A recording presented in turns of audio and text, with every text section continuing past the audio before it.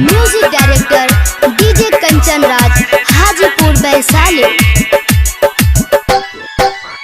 देवघर जाता है पंडित जी के गाड़ी, ऐसैया ले गिरुआ साड़ी।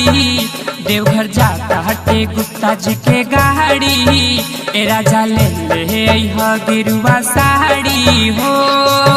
असो जलवा चढ़ाई पहला सोमवारी के, असो जलवा चढ़ाई पहला सोमवारी के। दिल लागल बा हमारे ओ घरदानी से, दिल लागल बा हमार भोले दानी से, दिल लागल बा हमारे ओ घरदानी से।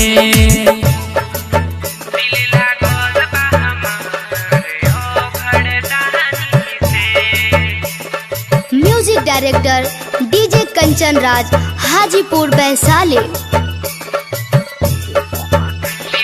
डीजे कंचन राज, न्यू चौक चौसीमा वैशाली।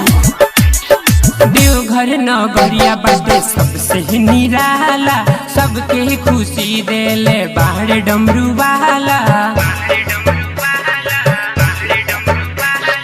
देवघर नगरिया बाटे सबसे निराला, सबके खुशी देले बाहर डमरू वाला। उनकर भरोसे चले सारा संसार हो, सारा खुशी पावे जे जाला धाम हो, जे जाला धाम हो, जे जाला धाम, जे जाला धाम हो, जे जाला धाम।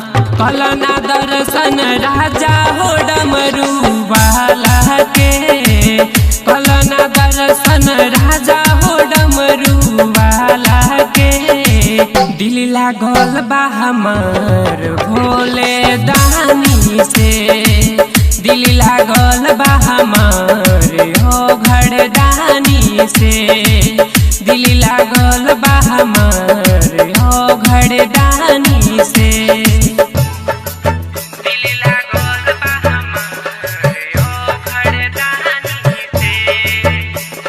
Music director DJ Kanchan Raj, Hajipur Vaishali. DJ Kanchan Raj, new चौक चौसीमा वैशाली। राइटर अनूप देवर कांवर उठाई, भोरे भोरे भोला पे जलवा चढ़ाई। राजा अनूप देवर कांवर उठाई, अर्जुन भोला पे जलवा चढ़ाई। सावन में देवघर चला हमारे साथ हो, अजय अनमोल पिया मन मोर बात हो, मान मोर बात हो, मान मोर बात, मान मोर बात हो, मान मोर बात। साथे दर्शन कहिल जाई भंगिया वाला के, साथे दर्शन कहिल जाई भंगिया वाला के।